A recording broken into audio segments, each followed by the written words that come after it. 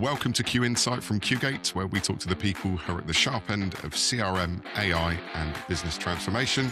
I'm Steve Clarke. And I'm Alastair Jupp.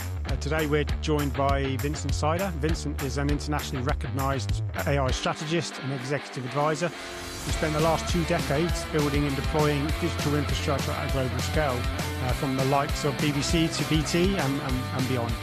More recently, he's been working on a leading edge of applied AI, building production-grade agent systems, helping organisations understand what it really means to run AI safely, locally, and at scale. In this episode, we'll be talking about how AI is getting smaller, cheaper, and closer to home, and what that means for businesses right now. Vincent, welcome to the show. It's great to have you on. Hey, thank you. Thanks for having me. Our pleasure, absolutely. So I'd like to kick things off by starting with something you worked on over Christmas, that I think the aim of which was to perhaps challenge the way that most people think about AI. And that was by running an AI model locally on, I think, a relatively small device. So may I ask, what made you try that? And what did you find it proved to you about how big AI really needs to be? Okay. So 2 reasons. One was personal and one was professional. Starting with professional, I always had a desire to explore local inference, meaning running AI models on my PC, on my laptop, on servers, and how that could scale for my organization and others. And the Christmas time was the perfect time to experiment stuff. And so the personal reason is my wife is Japanese and she watches Japanese TV, and I can't understand a word of what they're saying and why she's laughing. And I was a little bit frustrated to not be able to do this in real time. So it's IPTV, so it's the streams come from Japan and it's broadcasted through an Android app. And so I thought to myself, well, that's the perfect prototype to build, to learn, to do both things, right? And the idea was to run this with limited resources, meaning it had to run at worst on a laptop, at best on a specialized device. And by this, I mean an NVIDIA Jetson Orin Nano, which is basically a small GPU with 8 GB of VRAM.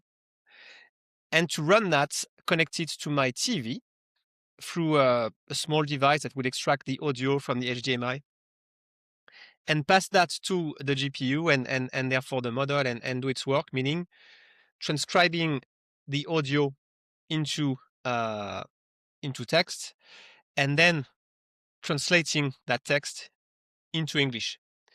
So that was interesting at a number of levels. The first one was to really understand what a model does and an audio model. And long story short, an audio model will take the wave and convert this into an image, a spectrogram.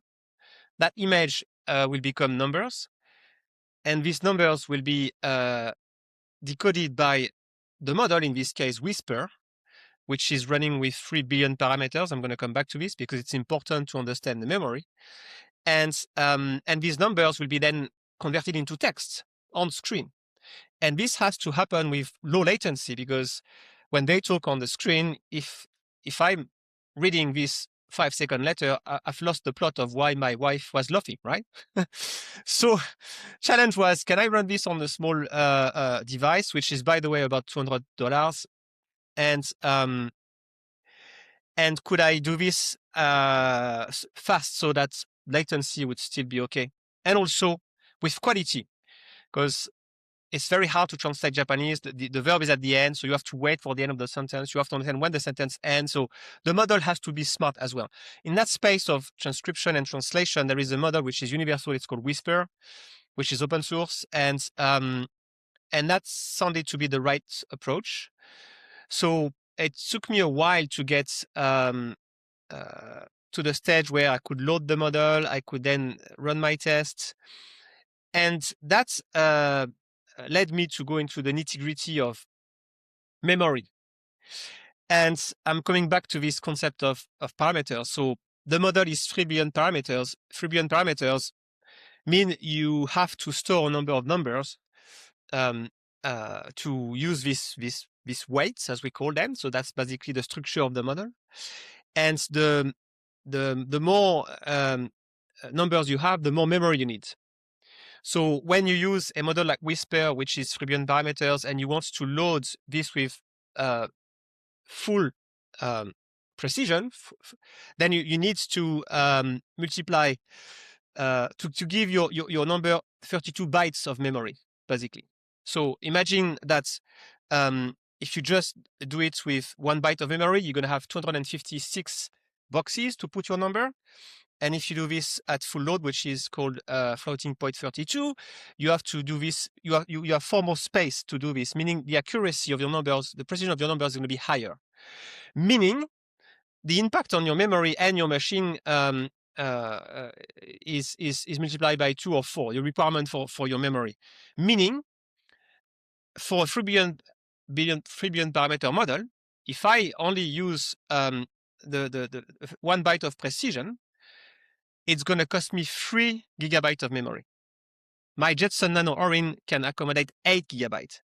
Therefore, I can double the precision. I can use floating point 16, which gives me 2 bytes, which gives me 6 gigabytes of memory. And then I need to allocate a little bit of memory for, the cache, the key value knowledge base. The key value is basically the database that will store the weight of the model. So 6 gigabytes of memory for the model plus 2 gigabytes of memory to hold everything in the cache reach the limits of my Jetson Nano Orin at 8 gigabytes. Meaning, when I launch Whisper and I receive audio, the GPU runs, and in the performance of the GPU, it's flat at 8 gigabytes of usage. But it also means that for $200, I now have a system that can run on my machine 24/7 at 500 to 600 milliseconds of latency, and with a level of quality which my wife described as about 60 to 70% of what people are seeing on screen, right? So I wanted to go through this little expansion of memory and GPU and model size just to understand the key point here, which is the cost, right? When you hear in the news that there is a new open source model with 1 trillion parameter, which is going to be as good as Gemini or Claude, then you're thinking, how can I use that stuff?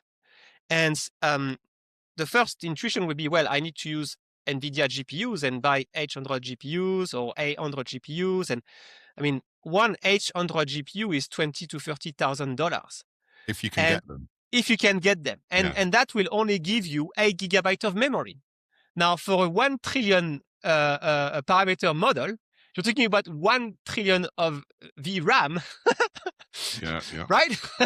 So that's super expensive, right?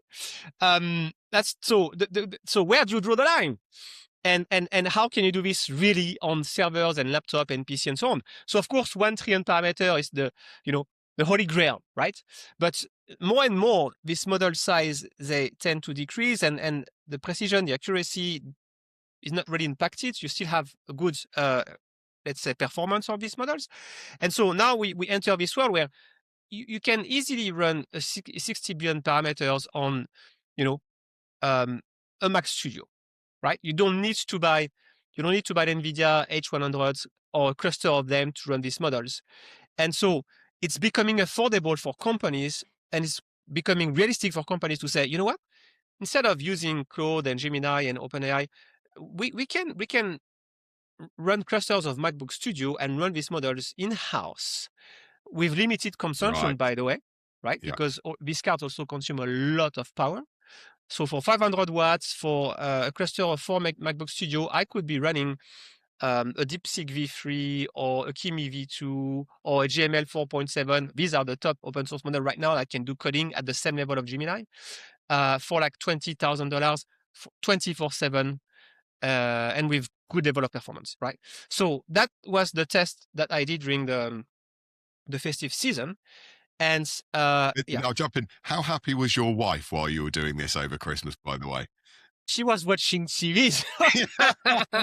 So she was super happy, right? Because I was not interfering with her hobby. Yeah.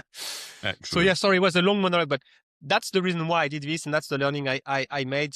And I'm very high level right now because the devil is in the details, right? But that's it. That's the point, really. Yeah. So it turns out AI didn't need multi-billion-pound cloud platforms. And No. did anyone tell OpenAI and Google? No, I'm kidding, right? I just want to bring this into our audience of SMEs. There was a lot of stuff you mentioned there which went way over my head, but for me, this kind of validates a long-held position of QGate that the value comes from applying the right size technology at the right budget for real business problems, right? This is how you can turn what you've just articulated there into something genuinely useful for SMEs. This lowers both the cost and the risk barriers to SMEs. It makes AI building far more practical for a small business and small to medium-sized business, and it fundamentally breaks that assumption that to do serious AI that's only accessible to large enterprises. That's not true. I mean, based on what you've just said. Yes, it's the famous we don't know what we don't know. I had that chat with a fund, the boss of a fund in Jersey a couple of weeks ago, and so there are different levels of how you can do this in your organization. The first level is, I want this on my PC. I want this on my Mac. How can I do this? And the simplest way to do it is to install something like Olama or LM Studio. So it's local on your PC, on your Mac. And this software, they will give, based on the model you want to use, they will tell you how much VRAM or RAM you need. And it's going to be red if it's going above the capability of your machine. And that's it. So Olama, LM Studio on my Mac, on my Windows. I'm going to look at the model that I've seen in the news. I'm going to see whether I can accommodate this on my machine. Yes, I'm going to load the model, and then I will chat just like I'm chatting on ChatGPT. And it's local, okay? Now, usually where it fails is twofold. First of all, it's slow, and we count this on token per second. And I forgot exactly how much token per second we do as human, but I think it's like 30 or 25. I forgot exactly. Sorry, 6 or 7 tokens per second for humans. So there is a threshold below which it's too slow and it's not useful. So when you get to the 20 to 30 tokens per second range, it's okay. It becomes realistic. So that is at personal level in the organization on my machine, and it's local to me, right? So that's the chat I had with the investor, and he was like, wow, we discussed with people and they told us that was impossible. It will cost a lot of money, They just didn't know what they didn't know, right? Then there is the second level. Second level is, well, I need to not just use this to ask to write a nice post on LinkedIn. I need to use this to be able to do some research, to be able to code on VS Code. And I want high quality and low latency and high throughput, meaning high level of token per second. Now you need to look into different type of machines, or different strategies, and you want this to be accessible to your organization as a whole, 20 people, 30 people, 50 people, I don't know, right? So this is exactly what I'm doing right now for a French company. Their customers in banking, insurance, and so on refuses to use models which are not on premises. It just so happened that they are selling a product that requires a model. And so the challenge is, without buying 8 NVIDIA H100 cards that will cost us something like in the range of $300,000 to $400,000 and will consume 5,000 watts of power, Yeah. How could we use a model like GLM 4.7 or which is about 80 gigabytes of VRAM, or a model like DeepSeek V3 or Kimi V2, 600 billion parameters, so 600 gigabytes of VRAM locally? So the first question is, what's the real performance, right? So to do this, we have to test the model. And we do not want to test the model after we invest in hardware. We want to make sure that the model we are going to deploy locally is fit for purpose. So how we do this? Step 1, we rent GPU, so to test the model. So online, you have services like RunPod or Lambda for Amazon, or there are a number of these SaaS platform where you can just rent GPUs. So, okay, let's start with GLM 4.7. 80 billion parameters, 80 gigabytes of VRAM. Therefore, I can run this on an H200, 100 graphic card. That's what I'm going to rent. I'm going to rent that. If I rent that and use it 24/7 for 1 month, for 1 week, sorry, that's going to cost me $20,000, right? Same price as a cluster or 4 MacBook Studio. So what I'm going to do is I'm just going to rent that, and I'm going to be laser focused. I'm going to test that model for 1 hour, for 2 hours. It's going to cost me $5, right? And I'm just going to test whether I can code and whether it's not hallucinating, it's producing stuff I can use. So step one of that step one is I have to choose the model, load the model, connect the model to my VS Code, and then do my test. That will take 2 to 3 days, right? After these 2 to 3 days, you do your test, takes 1 hour. Then you know if the quality is okay or not. If not okay, let's move to the next model. Let's use Kimi V2. For this, we need at least 3 or 4 H100. It's going to be a bit more expensive. Again, set up 2 to 3 days, test, good, not good, good. Right, okay, now we know. We know that we need about 500 gigabytes of VRAM, and the quality is okay. We are not going to go and buy NVIDIA graphic card, too expensive, because you're going to need to buy 4 or 5 cards at $20,000, or let's say 15,000 pounds. Instead, we are going to buy MacBook Studios. So we are going to buy 2 MacBook Studios with 256 gigabytes of VRAM, and we're going to use them in cluster, and we're going to load that model in these MacBook Studios. And it's possible since last year because of something called XO1, which managed to connect MacBook Studios together.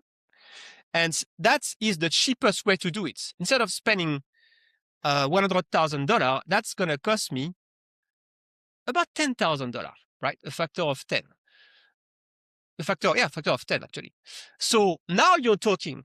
Now you have a cluster of 2 MacBook Studios with a model that can do coding at the level of Claude Sonnet, right? That can be accessed to 2, 3, 4 developers. And you've made your investments, your $10,000. It can run 24/7. It doesn't share data with anyone. It's local. You can do any backup as you want. It consumes 250 watts of power, nothing. And you have the same capability as a big company, right? Again, a long monologue to explain the point, but that's the process. Like, what is my task? Do I need to code? Do I need to do translation? Do I need to do some clustering? Do I want to use this for marketing and I want to do research? Okay, let's find out which is the best model. And you have a website to help you do this called Hugging Face, where you can search by type of model and see who is performing, who is trending, It's okay. So let's test the model that we have in mind on RunPod. 2 days of setup, maybe 1 day if you know what you're doing, and then 1 or couple of hours of testing. And once we know the model is working, and we know the level of RAM it requires, then we can invest into the hardware. If you're brave, you're going to buy GPUs from NVIDIA, if you have the money. If you're like me and you want to optimize cost and you want to make this very practical, just back MacBook Studios and cluster them if you need to, right? You could also buy just 1 MacBook Studio with 512 gigabytes of VRAM, and you're good. You're good to go, right? And in fact, you could equip your staff with these MacBook Studios. So it make it even more simple. So that's the next stage. It's okay. We've looked at the personal option. Now we can look into the corporate option, and we can see how we can deploy this to be used by a number of people in the organization without breaking the bank, right? Both on CapEx and on OpEx, because energy is expensive. So this is more internal tools you're talking about, right? I'm assuming you can't stretch that out to a client base as such. Oh, you could. This is exactly what we are going to do. We are going to tell our customers in France, so insurance and banks, that's the box. That's the box. It's not a black box because you can access the model and see the logs and have a sense of explainability of what's happening. But it's a box that connects you just put this in your system, connect the Ethernet cable, and that's it. And you access the model through a front end, which looks like ChatGPT, or within VS Code in my case, because the use case is coding. and all you have to do is change the source of the model that you want to use in VS Code or in your front end. So yes, this could also be a product. So I guess the question is, and for a lot of people that listen to this podcast, they are venturing into AI relatively recently, and you would perhaps put them in the camp of being, I wouldn't say less than, it's unfair to call people less than knowledgeable on the subject, but are just getting up to speed with it. And I guess it would be interesting to understand some of the practical examples of why businesses might do this, as opposed to just using something like a ChatGPT or a Copilot. Why would a business consider doing something like this as opposed to just going to one of those models? So usually the reason why businesses want to do this is for data sovereignty. They are adamant that data should not be shared to third parties. And there is always this kind of unknown, which is, are they going to use my data for training? Even though in the terms of conditions of Azure or OpenAI and Anthropic, assuming you pay at least Plus or Pro account on OpenAI and Pro account on Claude, the terms and conditions are clear that they commit to not reuse your data for training. They commit that when you send your prompt, it's always transient. They only look at the prompt when it's being used, and they don't store data and so on. But I've talked about this for the last 3 or 4 years, and the same fear always come back, like, but are you sure? Are you sure they're not going to use my data and store my data? And I can't prove it. I just cannot prove it. So that's the reason why these clients have in mind, and they are in regulated industries, and talking about insurer and banks and funds and family offices. So this type of clients, they do not want to take the risk, and therefore for them it's a no-brainer. Like, that's it. If you have a choice to make, then it's going to be local. Now, for an SME, for 50 to 100, 200 million revenue type business with not in regulated industries and not so paranoid, let's use that word, it's okay to use OpenAI and Claude. It's okay, and when you do this, you benefit from all the tools they bring on top of their models, which you will have to install if you do it locally. So OpenAI has a big push right now to promote their apps ecosystem, so people can build apps. Yesterday, I was using the Adobe Express app on OpenAI that with one prompt, it's going to connect to Adobe Express and create a flyer or poster for my event. Fantastic. So these kind of things that we will take for granted when we use OpenAI and Claude and Gemini, you will have to set up on your machine. So in that scenario, it's okay to use OpenAI and Anthropic and all of these guys. They also usually offer by default research agents, so you can use these models to go and explore the web and create analysis that will be PhD level if you had to do this, with your own brain in 10 minutes. That's fantastic. Also possible with the local model, but you will have to add a tool called Search Internet. You will have to build an agent, So I would say, if the key issue is data sovereignty and making sure that you do not share and expose data, then you have no other way but to do it locally. If you are okay to take the risk and it's not a key pillar of your governance, then OpenAI and Claude is perfectly fine. Or Azure or Copilot, because I suspect most of your customers use the Microsoft stack. Yeah. That is one element, absolutely. Okay, so I know, Vincent, because we first worked with you, I think, in 2022. So we're talking kind of the best part of 4 years ago, when AI was really coming to the fore. Obviously, since then, the likes of ChatGPT, Copilot, whatever other model is really come to the front line of AI. And you work with businesses in that AI strategy piece, kind of like how do you utilize it? How do you bring it? So I guess a question is, what would be a a sensible starting point for businesses that would look at both types, both soirees into AI, whether it be a local, so a without internet, a safe space, and I stress that a lot of AI is safe, so we don't want to start scaremongering, and also to businesses that perhaps do just want or will be happy in an unregulated type business with the likes of OpenAI or whatever it might be. What's your kind of general advice to these businesses that want to start using AI? So I would say start with the simple tools like LM Studio and Ollama.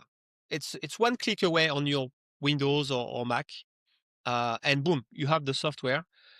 Then they let you pull models, so you see a list of models, and you can decide which model to try, and you probably have their names already of open source model. Anyway, you can just test them. So you just load the model. It's going to take, depending on your internet, a few minutes to, maybe maximum half an hour to load a model, depending on your internet connection. And once it's there, just chat with it, just like you would chat to ChatGPT, and see the output based on your use case. You can load context. You can, just like you do with OpenAI, you can load your file. You can say, hey, this is my spreadsheet. Help me build that formula, or help me understand, the patterns in my data, whatever. So just try that, see the output, and see whether it's good enough, right? And that is free. That's free. Ollama, LM Studio, open source model, no cost. The only cost is the capex of your laptop that you bought 5 years ago. I hope not, but and what you will realize soon is, oh, it's slow. Oh, it doesn't load. Oh, okay, so we need more memory. And depending on your use case, you may then transition to, you know what?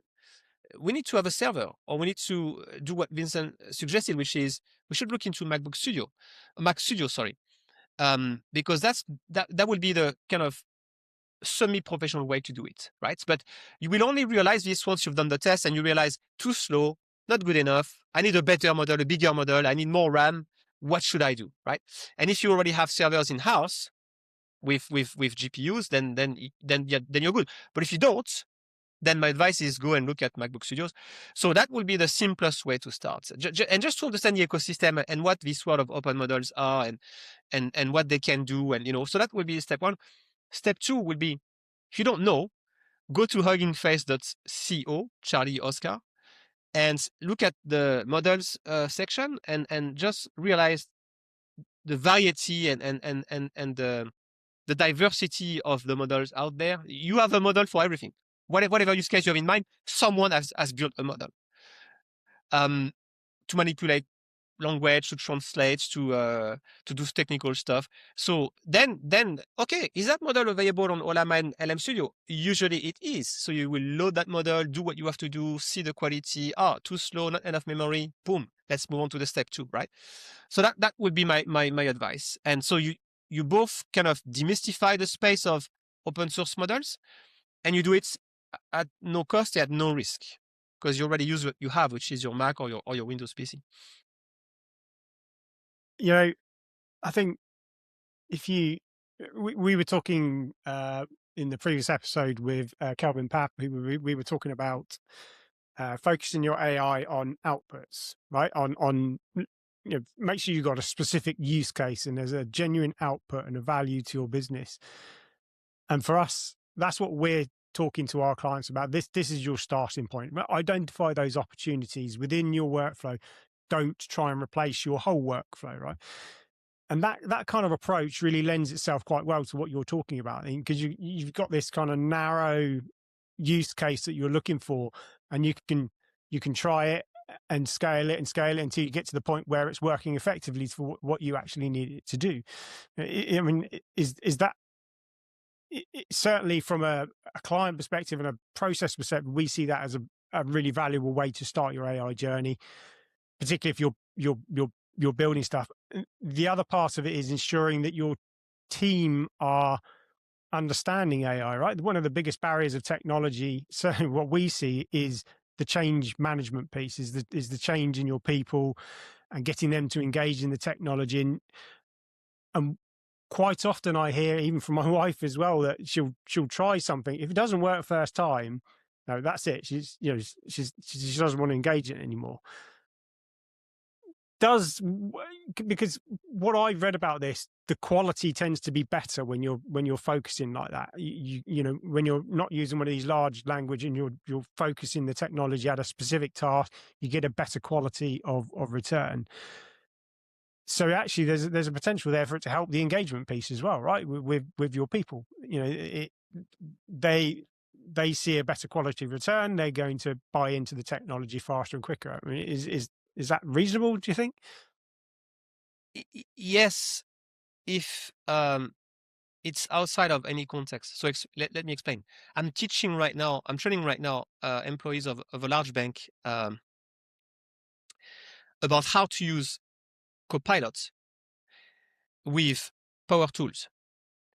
And in that scenario, I have no other choice but to use Azure with Copilot to be able to do stuff within Power Apps, Power Automate, and Power BI. So in that scenario, it would be impossible, even though the use case is very specific. Like for example, we need to build an onboarding app to track which clients we've onboarded and the status of tasks and so and who's doing what, and we're using Power App for the front end and Automate for asking for approval, Well, I have no choice. I have to use Copilot. So local is clearly not on the radar. And it was actually not straightforward to get the board of the bank to accept that. And still now it's limited, like because they are not in the US environments, they don't have all of the generative AI feature that Copilot offers. It's very degraded. The quality is very low. And they refuse to, in the settings of your Copilot, you can accept to share data. And when you do this, between different environments, when you do this, you have access to the US environment. And Microsoft commits to not use your data, only look at your prompt and the output of your prompt, and that's it. Even that, they refused. Meaning, they also lose access to Bing search in Copilot. Meaning, when the users has issues and need to debug stuff, they can't. Because they cannot ask questions. Hey, why this formula didn't work? Sorry, I cannot reply to that question because Bing search is not available. So they miss 80% of the point. But they have to do this in the context that they have, which is the Microsoft stack. So very focused use case, unfortunately, cannot use local. And when they use online, it's a degraded experiences. So your governance will dictate what you can do and what you cannot, right? So that's I would say the first point. The second point is, when you think about use case, what will be on the radar of most organizations, if not already, it will be very soon, is agentic AI, agent AI. So let me give you an example. I've built last month during a hackathon a platform to understand whether my brand, my website is visible in ChatGPT. So when people ask, hey, I want to do this, who are the best companies? I want to make sure ChatGPT replies Vincent's company, right? And Gemini and Claude and AI mode, 24/7 is not enough. So I don't work 24/7, and even if I did work 24/7, I don't have enough time to do everything I want. Therefore, I decided to implement an agentic system in my platform. And this agent job is, okay, Vincent, we are going to create audits of brands automatically for you based on your criteria. Let's say a city, an industry, a sector. So we produce value, right? Oh, in that city, for that sector, these are the top companies mentioned by ChatGPT. Did you know? And we're going to ask an agent to find leads that will be interested with that information. So the second agent will go and find online the different lead and find our website and so on and so on. The next one will qualify the lead. The next one will find the email. The next one will qualify the email. The next one will kick off a sequence to reach out to these leads with the data that we've done on the first step, the audits. And then I have a full onboarding team that is dedicated to, if no reply, trigger the next sequence of email to get someone to reply. And then if someone reply to any question, which is grounded into knowledge base. And then if someone decides to buy, act as a support function and create tickets in case of any issues, right? So each of these agents are specialized use case. From I want to create an audit, I want to find leads, I want to verify emails, I want to write emails, I want to send emails, I want to do onboarding, I want to do customer support. It's a full business development pipeline. It's a sales pipeline, basically, right? Can I do this with local models? Absolutely. Like I could reuse the Gemini agentic framework with my local model and do this locally and run this 24/7. So that is where I think things are going. And if you want to have a team of agents that you control, that you can check, to have a sense of explainability of what they do and so on, and that you do not want to share any data with anyone else, local is probably the right way to go. And if you do not want to do this locally because no expertise and no machine and whatever and so on, then you're going to be forced to use Gemini and OpenAI. And then back to the first part of the discussion, is that okay if my data is shared with these platform owners? If I accept that risk, then that's no problem. So what you're talking about is you've got these individual agents, and this is Microsoft's, albeit within Microsoft's stack, that you have all these agents doing specific tasks, and then you've almost your GPT is almost the conductor of all those agents, right? Not the actual orchestrator. It's not the AI. It's actually just the control layer of all those individual agents telling what to do, when to do it. Can you bring the on-prem into that sort of environment? Yes. You've got that overseer as well? No. That's what I'm saying. I will build that agentic framework or factory, let's call it a factory, on-prem. I will build it on-prem. And I actually prefer that. Why? Because agents, they work 24/7. Agents, they reason, they talk to each other, they delegate tasks to other agents, they consume a lot of tokens, a lot. Last thing I want is to wake up next morning, check my Gemini, my Google Cloud billing or my OpenAI billing, and see that I've spent £2,000 last night. The last thing I want, right? So that's when you talk about agentic, it's two things that people focus on. The first one is evaluation. Are they going to do what I want them to do? And then there is the cost, right? So if you do it on-prem, you've already eliminated 50% of the problem. You don't have to worry about the cost anymore because your agent, they just run on your machine and that's it, But if you use in the cloud, OpenAI or Anthropic or Claude or Gemini, then you pay per token. Let's say 1 or 2 million token, which is, for me, it's like half a day of work. That's going to cost me $5 or $6. And if my agent, they go rogue or they talk too much, or I may have a huge bill. So that's what I want to avoid. I want to make sure that I control my cost. And in the world of agentic, it's not straightforward. As soon as you start to look into agents, you realize that cost becomes a problem. So I'd rather do this on-prem, is my point. So I guess the only cost you got there when you're on-prem is your electricity. It'd be interesting to understand. Have you spoken to Jersey Electricity, Vincent, to make sure that they can keep up with the demand of what you're doing? Well, no, I don't have to, because back to the beginning, if I, instead of using NVIDIA graphic cards, which are power hungry, if I just invest into MacBook Studios, if I do a cluster of 4 of them, if I need a 1 trillion parameter model, it's gonna be 500 watts of power. That's nothing. It's like your Windows machine. So you've eliminated that risk, the power and the cost of token. Boom. Now you can focus on the rest, which is evaluations. Are they going to do what I want them to do? That's the benefits of doing on-prem at this point. I must admit, not so much, I shouldn't say, but from a business perspective, you risk with the budget, you can put controls in place. And from a personal perspective, my biggest concern of all of this is, am I going to run up a massive bill by doing something and not turning something on that I should have turned on to protect that? But yeah, you get overnight, you get a £2,000 bill because it's something that you've missed. I guess that's a major concern for me personally, and to a degree from a business perspective as well, albeit there are some controls we can put in place from that perspective. Well, I've tried both ways. I've tried in the cloud and on-prem. In the cloud, I've tried with the Google framework, the Google system, right? In the Google framework world, Google Cloud, it's impossible to put.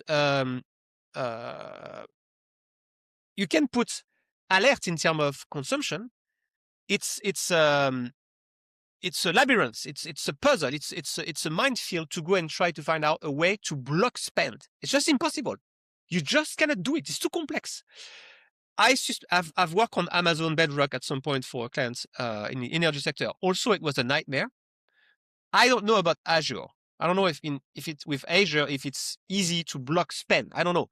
But I hear crazy stories about people that suddenly have $500,000 bill because somehow their API key was leaked, or somehow they didn't do the right thing in their setup, and suddenly they have these huge bills overnight, and then they have to go and negotiate with Google, and apparently they are accommodative, they tend to understand, and they try to help as much as possible. But that's the worst case scenario, right? You've built an agentic framework, it's running on Azure or Google or Bedrock, and it goes rogue because you haven't done it the right way, or anything can happen, and suddenly you have a huge bill.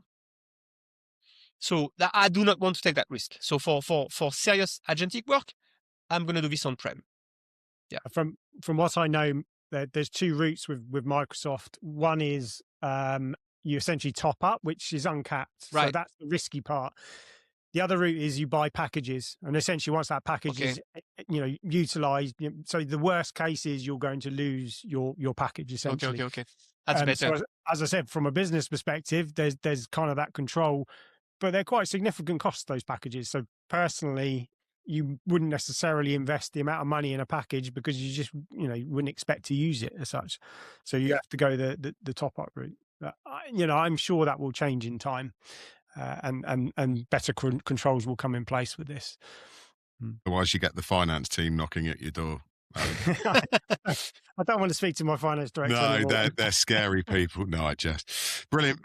Vincent, I think that's about all we've got time for this show. Thank you very much, and I will say we are looking forward to welcoming you back later in the season to an episode that our producer Phil has very enticingly titled "Deep Faking It," but we'll leave that for next time. With pleasure, thank you. Ali, over to you. So I just want to add a quick closing thought, if I may, that at this stage of the market, I think progress comes from doing testing and learning. Just like what you're doing, Vincent, right? Not from over planning, not chasing perfection. Is test and try, as you're alluding to with the models. And for SME leaders, the priority is practical adoption with clear boundaries and outcomes, right? And as demonstrated, it does not and should not come at cost huge sums in order to do that. I think, but there is still that fundamental, whatever the risk, the biggest risk with AI is not necessarily doing it wrong. It's not doing it at all. That's the biggest risk, I think, for most SMEs out there, not doing AI in some form or other.